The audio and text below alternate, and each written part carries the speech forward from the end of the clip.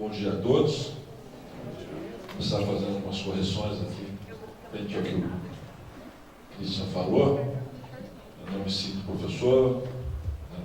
De vez em quando a gente tateia em algum exercício de sala de aula, e nem isso aqui será propriamente uma aula. Eu acredito que vai ser muito mais um compartilhamento de ideias, um compartilhamento de experiências, até porque vocês, boa parte de vocês, tem um conhecimento prático, está no dia a dia, e tem alguns conhecimentos específicos, provavelmente mais afinados que o meu.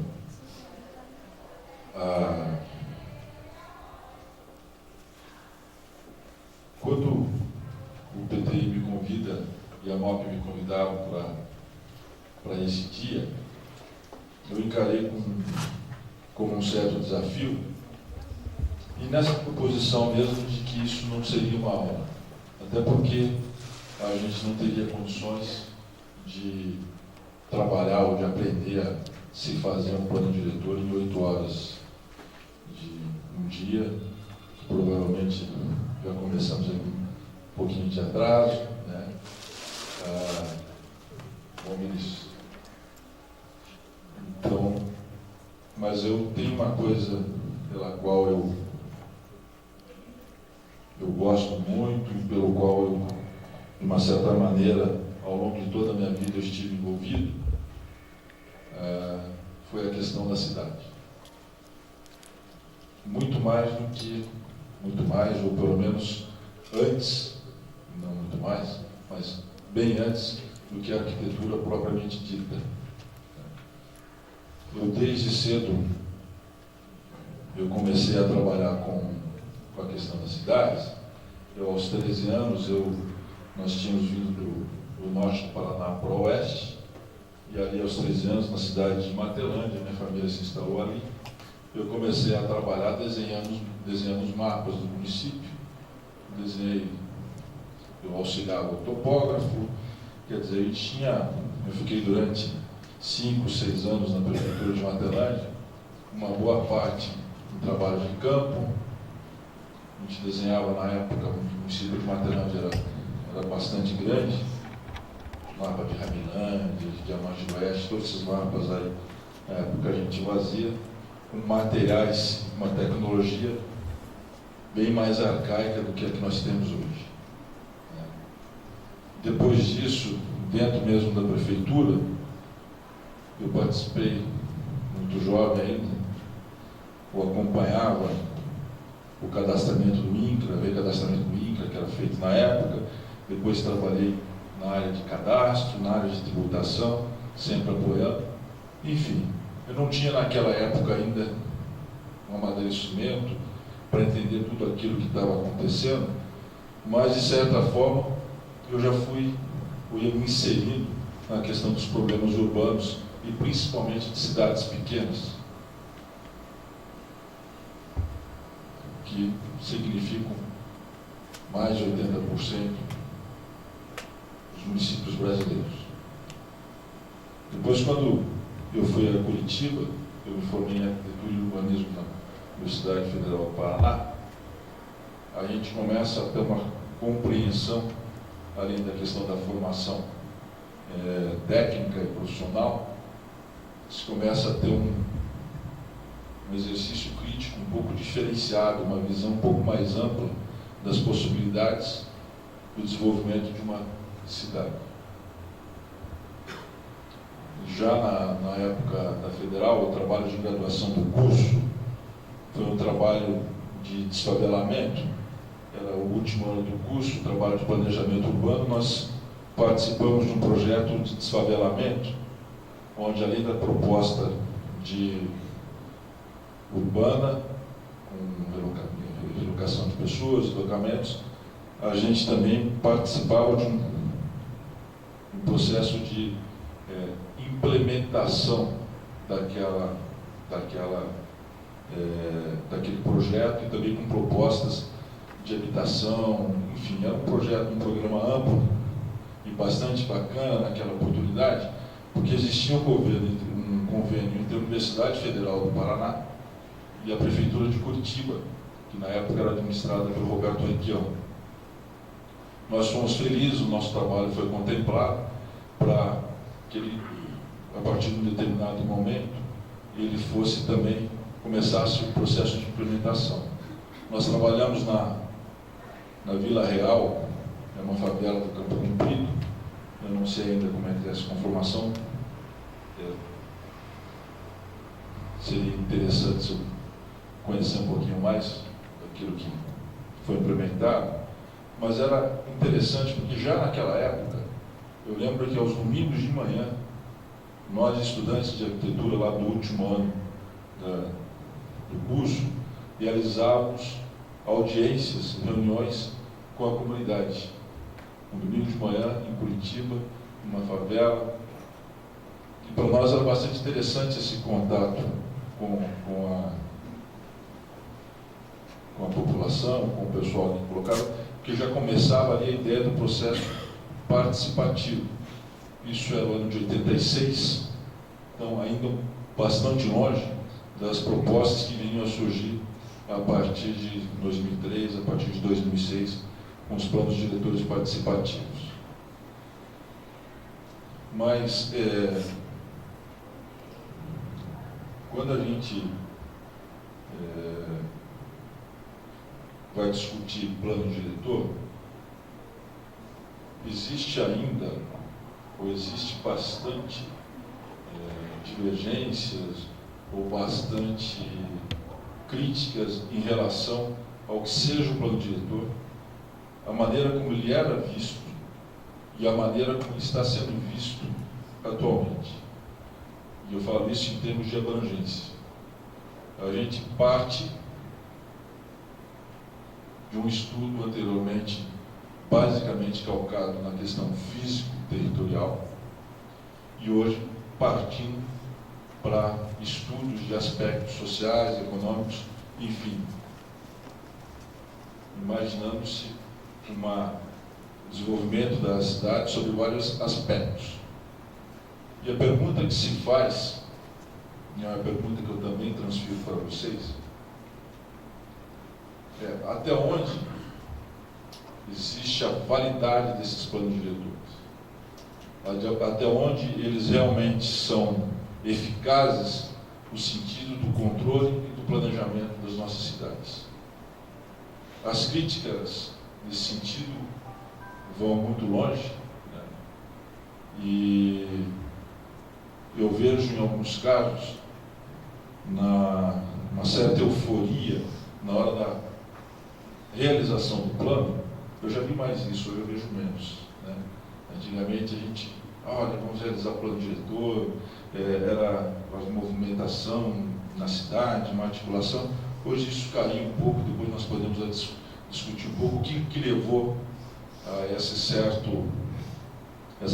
motivação em relação aos planos, mas às vezes os planos são esquecidos, estão lá em suas gavetas e de repente por necessidades, por fatos e eventos políticos, os planos surgem novamente como, né, salvadores, como a grande contribuição que a administração possa dar ao município.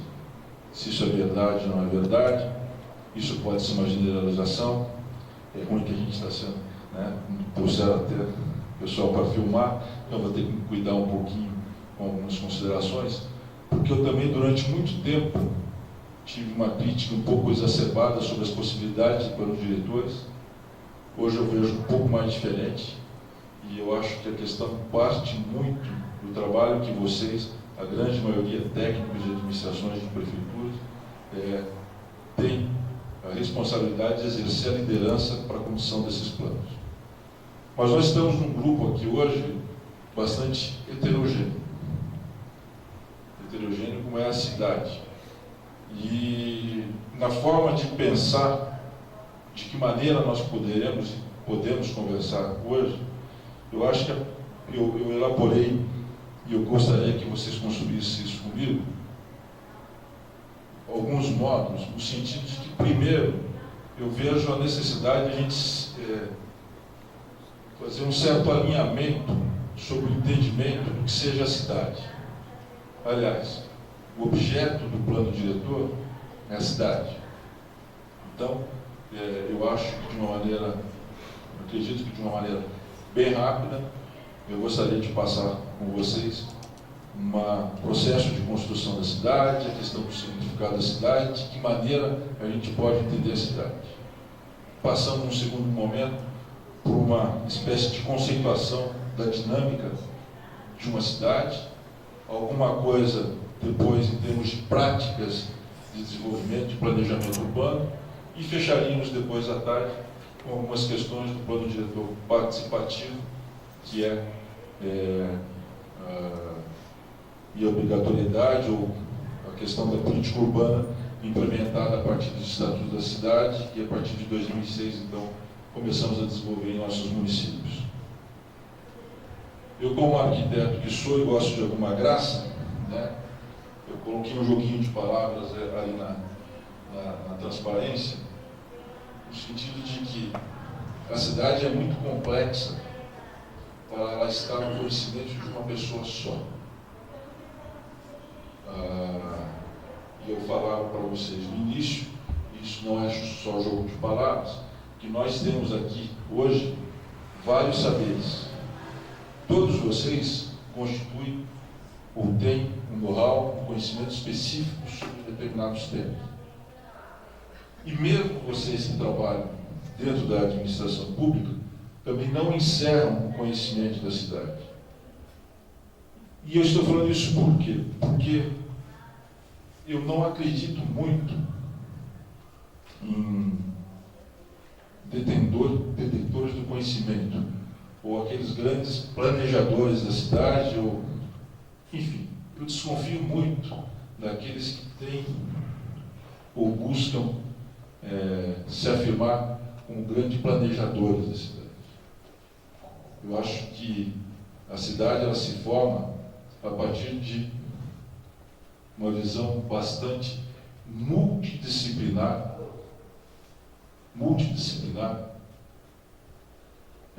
sobre vários aspectos e sobre vários âmbitos. Essa questão das leituras técnicas, da leitura comunitária, essa questão dos vários pontos de vista que se tem da cidade, isso realmente é interessante.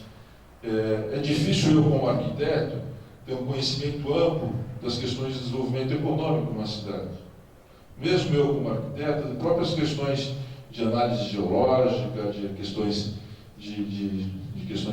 algumas questões físicas, inclusive. Né? Agora, é interessante que se tenha uma metodologia e que se tenha um conhecimento amplo dos campos pelos quais nós vamos correr para o estudo da cidade. E mais do que isso, além de nós termos vários campos, várias disciplinas a serem estudadas para o planejamento de cidades, é mais do que necessário que essas disciplinas existam e que elas se interajam.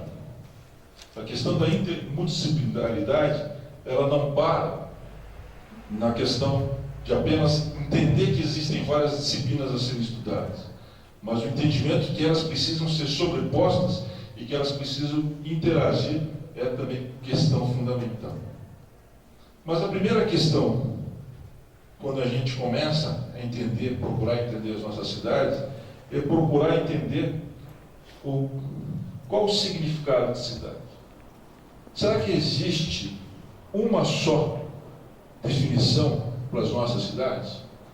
Será que as nossas cidades podem ser definidas a partir de um conceito só? Isso, em um determinado momento do planejamento urbano, passa a querer ser uma verdade. Mas a gente vai ver ao longo da história que existem conceitos que podem ser convergentes em relação à cidade, mas existem conceitos que, conforme o contexto, conforme a época, conforme algumas transformações que ocorrem ao longo da história, levam a gente a ter cidades diferentes. Por exemplo, como a polis grega. e a cidade muçulmana. A gente vai ver um pouquinho mais sobre elas um pouquinho à frente. Eu não quero entrar, e nós não vamos entrar num processo histórico tão formal, não vou ficar me debatendo muito sobre ela, sobre a questão da história, mas é interessante que a gente passe, tenha um pouco de conhecimento, dentro daquele alinhamento que a gente tem, como é que as cidades foram se formando, para que a gente construa, ou para que a gente entenda em que cidade que nós estamos, em que contexto que nós estamos para a formação das cidades. Rapidamente, então, há cerca de 10 mil anos, eram 5 a 8 milhões a população do mundo. Os humanos se organizavam em bandos de caça, moravam em cavernas, e as relações sociais desse grupo eram relações de parentesco, eram relações de proximidade, eram relações familiares. Isso eliminava muito a questão de conflitos de domínio. Existia ali na época um estímulo à cooperação. E essa falta de desafio dominante leva a uma inovação lenta. E a questão da inovação vai estar presente na formação das cidades de uma maneira bastante dinâmica a partir de um determinado momento da nossa história. Depois, quando o homem passa de ser apenas um coletor de alimentos, onde começa a dominar a questão de técnicas de agricultura, a domesticar animais, ele passa então e começa a ter uma possibilidade de construir o seu próprio alimento e de produzir o seu próprio alimento. Ele passa então a morar em aldeias permanentes. Ele começa a se fixar. Aí, a partir principalmente de um processo de irrigação, olha a inovação entrando aí, a partir de um processo de irrigação, onde começa a haver uma abundância de alimentos, muitos daqueles que habitavam as aldeias passam a exercer outro tipo de atividade, quer seja na fabricação de artefatos, comércio, mesmo a questão de proteção, passam a exercer algum outro tipo de atividade, e aí então começam-se a se formar as primeiras cidades. As cidades então passam a ter um caráter não só de um grupo de agricultores, por exemplo, que se fixarem em aldeias, mas ela passa a ser constituída também por especialistas. E aí, nessa definição entre diferenças de cidade e contexto de cidade, vão acontecendo transformações, e conforme essas transformações, e conforme esses eventos que vão ocorrendo, nós vamos tendo tipos diferentes de cidade. Por exemplo, a cidade grega é uma cidade política por natureza. O conceito da cidade grega, é o cidadão participando ativamente de questões deliberativas, de questões judiciais da cidade. O cidadão grego, ele participa da discussão da cidade. Neste processo, é uma cidade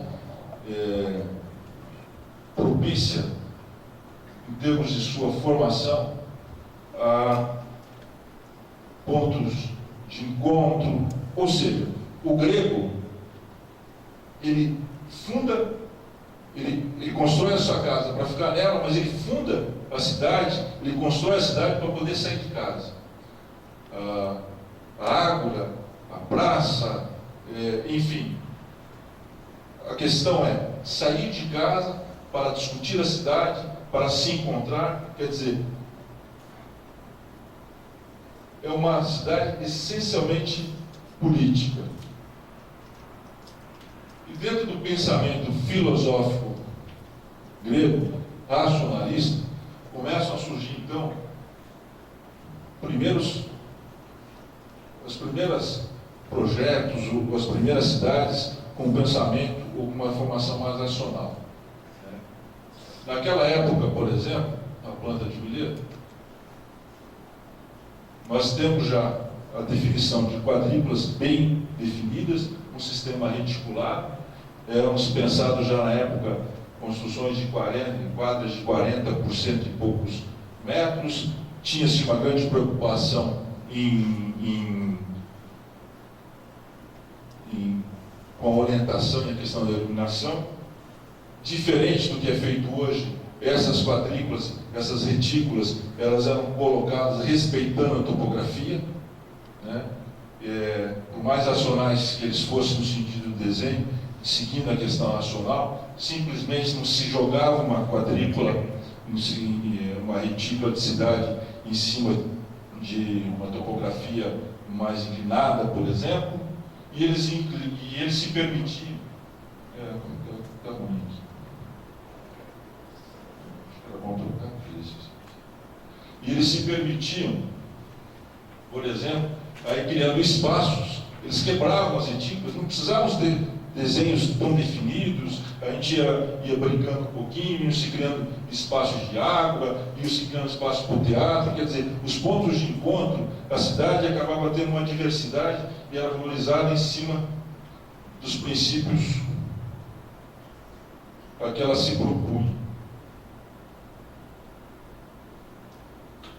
Um pouco diferente do que a gente fala hoje, que é uma cidade planejada, né? Hoje a gente vê uma cidade definida com uma quadrícula, e a gente já gosta de determinar que essa cidade tem planejamento, né? Isso a gente vai encontrando aqui em vários outros lugares do Brasil, depois a gente vai falar um pouquinho sobre isso. Mas aí a gente chega para a cidade média, que eles não veem outra forma de cidade a não ser ela encerrada por muralhas, aquela questão de defesa, mas aí a gente chega na cidade islâmica. A cidade islâmica, a cidade muçulmana, ela tem uma característica oposta à cidade grega. Enquanto a cidade grega é uma cidade essencialmente política, com o cidadão participando da rua, estando na rua, discutindo a cidade, por questões religiosas, a cidade islâmica ela tem uma redução nas suas atividades sociais. O muçulmano ele tem uma vida mais reservada, quase que sagrada. Enquanto na cidade grega o cidadão sai da rua, na cidade islâmica o cidadão fica em casa. E pelas suas questões de religiosas e algumas outras questões de contexto social, a casa realmente ela se fecha para a rua. A cidade muçulmana não existe ostentação de fachadas para a rua. E através das casas é que as ruas vão se formando. Enquanto nós tínhamos uma cidade extremamente reticulada, aqui na cidade islâmica, as casas é que vão definindo o formato das ruas. As casas, nós vamos tendo ruas agora mais largas, mais estreitas, nós vamos encontrando alguns becos, nós não temos, né, pontos de encontro na cidade, é uma cidade mais fechada para a rua. E a gente pode dizer então que a forma de organização da cidade muçulmana é da casa para a rua. A casa prevalece e a rua é que se acomoda. Enquanto que na cidade ocidental é a partir de uma rua previamente traçada que as casas vão ocupando seu lugar. Qual a cidade correta? Qual é a melhor cidade? As duas cidades respondem a princípios e conceitos que são próprios de sua cultura. E essa questão da cultura, da valorização do local, é questão que eu julgo extremamente necessária, extremamente importante na formação dos nossos conceitos. A questão do domínio de ferramentas, a questão do domínio de legislação, do conhecimento específico, isso, gente, é essencial no nosso planejamento. Mas mais do que isso, até porque isso, de uma certa forma, a gente consegue atingir e consegue alcançar de uma maneira mais simples. Mas o meu grande desejo, hoje, aqui, nesse espaço, é provocar com vocês uma construção de um conceito de cidade, um entendimento de uma importância do entendimento de uma cultura local, como aí sim, fato fundamental para o planejamento da cidade. Você conhecer leis, você ter domínio de ferramentas, isso é importante. Mas o mais importante é o que eu faço com isso. Para que caminho eu vou? É isso que diferencia a nossa forma de ver a cidade, isso que pode diferenciá-los enquanto técnico. O desenvolvimento crítico.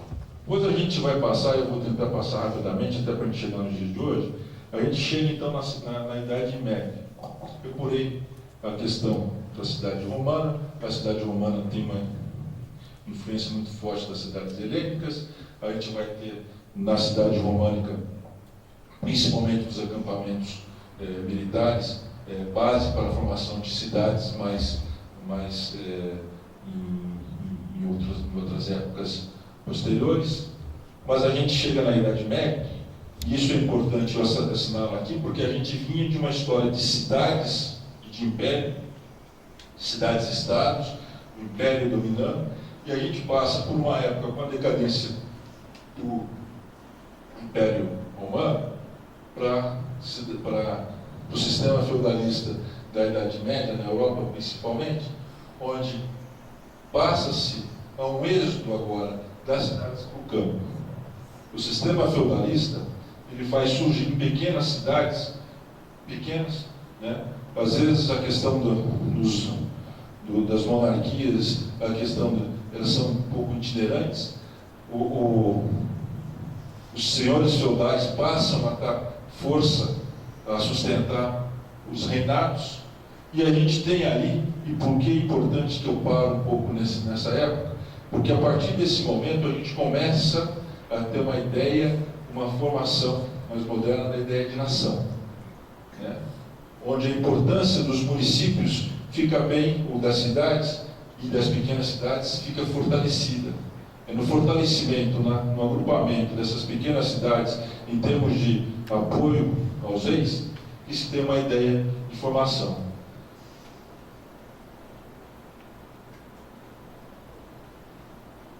São cidades pequenas, como eu disse, elas não têm mais que 1 quilômetro entre as suas muralhas, né?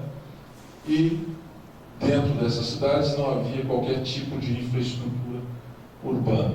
A água era distribuída na fonte da cidade, não tinha esgoto, e era uma drenagem de uma maneira muito simples, muito arcaica, feita nas ruas, condição nas ruas. Aí quando começa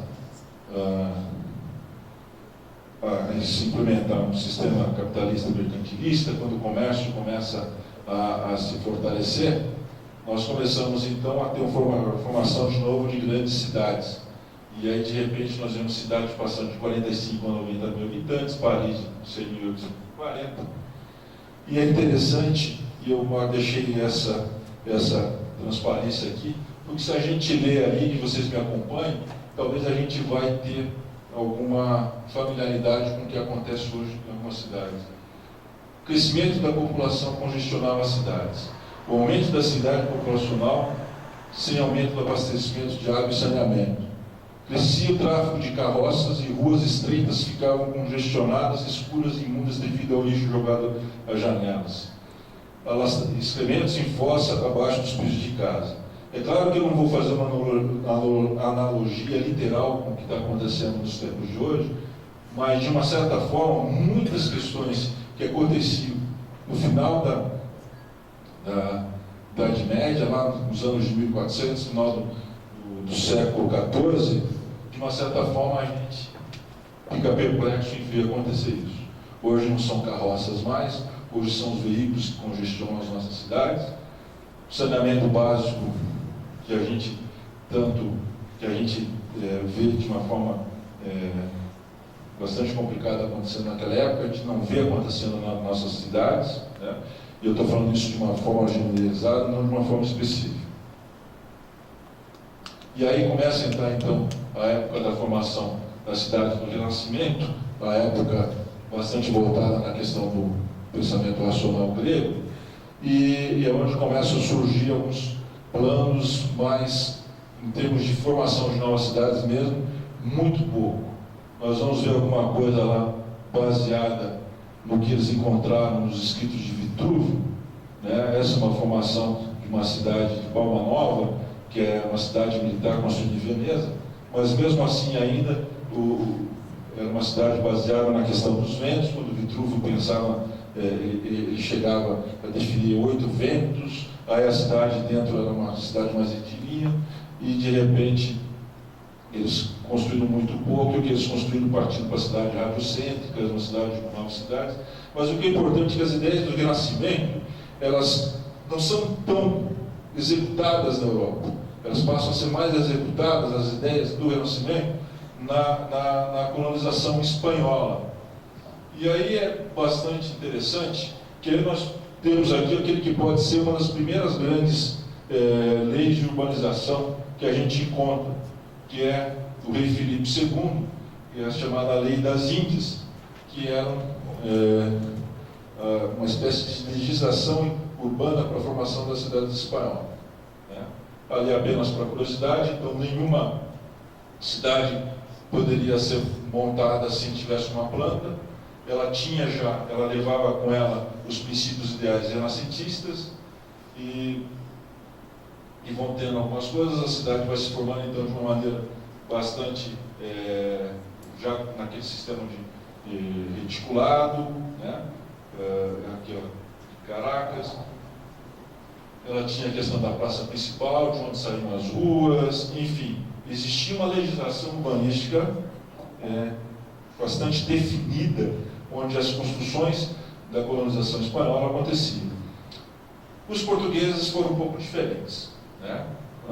Os portugueses, eles não tinham essas definições, tinham essa legislação que foi feita principalmente no México, outra cidade de colonização espanhola, mas diz que o arquiteto que veio com Tomé de Souza, ele trazia plantas, cidades prontas, e na formação das cidades, aí tem um aspecto legal, né?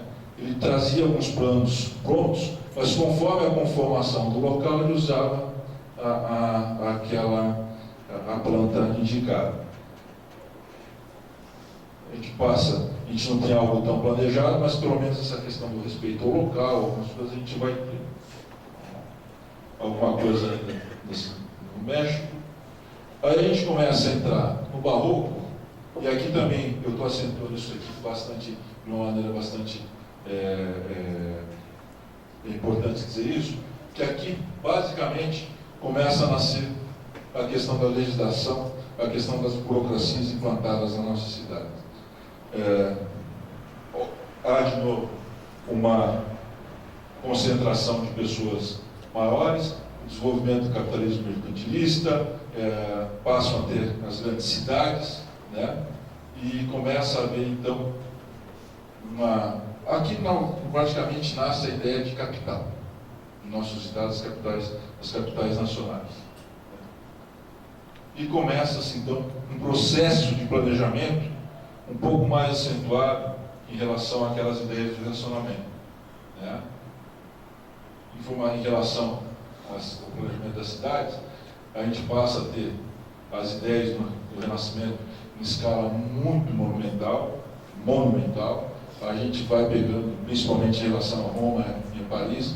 Em Paris, principalmente, a questão das aberturas das vias, depois nós falaremos um pouquinho sobre isso, da questão do domínio do rei, da questão de exaltar a presença do rei. Em Roma, um pouco mais em relação à questão da cristandade, em relação à questão da presença religiosa.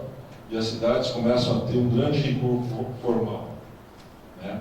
E o que aparece aqui nas cidades, e que vai contribuir bastante, e que de repente a gente não consegue, a gente só se perceber disso no dia a dia, é a questão que com o surgimento da perspectiva, olha a inovação aqui de novo, com o surgimento da perspectiva, acaba-se tendo também uma proposta urbana que vai muito de encontro aos princípios que se buscam. As aberturas das grandes avenidas largas, direcionadas aos palácios, direcionadas algumas construções, elas reforçam a possibilidade de a inovação tecnológica atender aos princípios que a cidade busca. A mesma coisa acontece na cidade com muralhas. A partir do desenvolvimento da pólvora, do desenvolvimento do canhão, essas coisas, as muralhas começam a perder o sentido de sua existência. Elas começam a ter uma transformação já na sua ocupação físico-territorial. E aí a gente chega na Revolução Industrial, onde o processo tecnológico, a inovação tecnológica, leva a uma concentração violenta em cima das cidades. Existe um êxodo rural muito grande, começa uma urbanização desenfreada, e aí nós começamos a encontrar algumas questões de caos urbanos que, infelizmente, a gente ainda encontra hoje nas cidades. Começa a questão da urbanização desenfreada, a questão da miséria urbana, né? E esse crescimento ele é concentrado em cidades estrategicamente localizadas. São os princípios do sistema industrial sendo levados para a formação da cidade. Aí nós podemos passar por umas questões do tipo de padronização, sincronização, mas principalmente as características de concentração e centralização. E aí nós temos talvez aquele que seja o primeiro grande plano urbano pensado, envolvendo várias questões, que é o plano de Haussmann para Paris, onde ele começa a partir de algumas coisas. Como é que se conforma o plano de Haussmann? Ele parte de uma análise das condições existentes, né? Para quem trabalha com plano diretor, então aqui ele começa um bom estudo, um conhecimento das condições de Paris.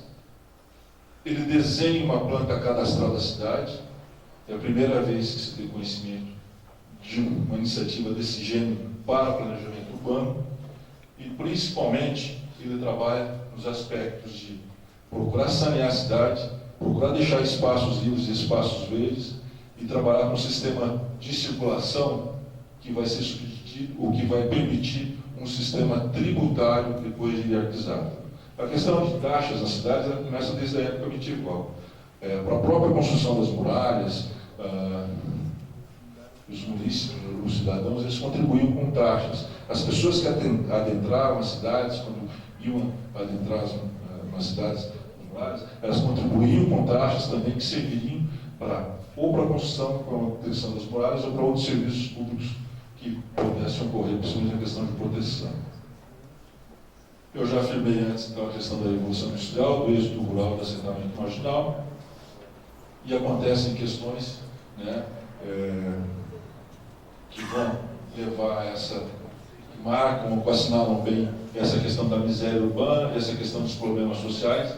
A mortalidade infantil, por exemplo, em Nova York, ela passa de 1810, de 120 a 145 mortes por 1000 nascimentos, até chegar em 1870, diferença de 60 anos, olha aqui, quase mais do que dobrando, ou quase que dobrando a questão. Então nós chegamos em condições realmente de caos, as cidades se engrandeceram de uma forma